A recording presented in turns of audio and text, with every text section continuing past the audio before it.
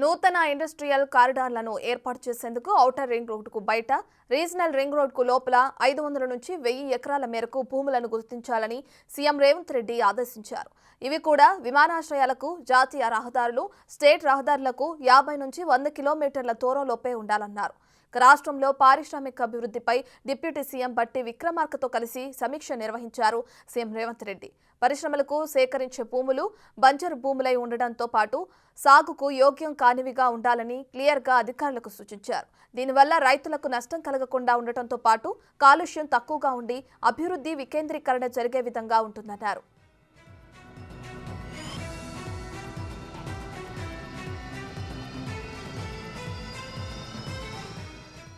అంతేకాకుండా ఇప్పటి వరకు రాష్ట్రంలో పరిశ్రమలకు కేటాయించిన భూములు, ఆ భూములను పారిశ్రామిక అవసరాలకు కాకుండా ఉపయోగించకుండా ఉన్న భూములపై పూర్తి వివరాలు అందజేయాలని ఆదేశించారు సీఎం రేవంత్ రెడ్డి. రాష్ట్రంలోని వివిధ ప్రాంతాల్లో పరిశ్రమలను ఏర్పాటు చేసేందుకు అనేక కంపెనీలకు పెద్ద ఎత్తున భూములను కేటాయించారు. ఆ భూముల్లో ఎన్ని పరిశ్రమలు ఏర్పాటు చేశారు, వాటి ప్రస్తుత పరిస్థితి ఏమిటి అనే అంశాలపై పూర్తి నివేదిక సమర్పించాలని సీఎం అధికారులను ఆదేశించారు. కాలుష్య రహిత పరిశ్రమలకు ప్రాధాన్యతనివ్వాలని, హైదరాబాద్లోని నాచారం, జీడిపెంట్ల, కాటేదాన్ ఇతర ఇండస్ట్రియల్ కారిడార్ల విషయంలో ప్రత్యామ్నాయాలను సూచించాలన్నారు.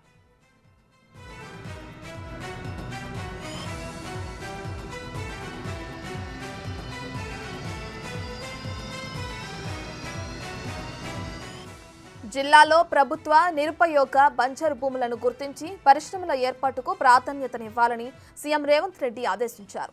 ఇవి నివాస ప్రాంతాలకు దూరంగా ఉండాలన్నారు. దీనివల్ల ఆయా భూములకు ధరలు కూడా తక్కువగా ఉండటంతో పాటు భూసేకరణకు రైతులు కూడా సహకరిస్తారన్నారు. పరిశ్రమలకు థర్మల్ విద్యుత్ వినియోగం కాకుండా సోలార్ పవర్ను ఉపయోగించేలా చర్యలు తీసుకోవాలని తెలిపారు.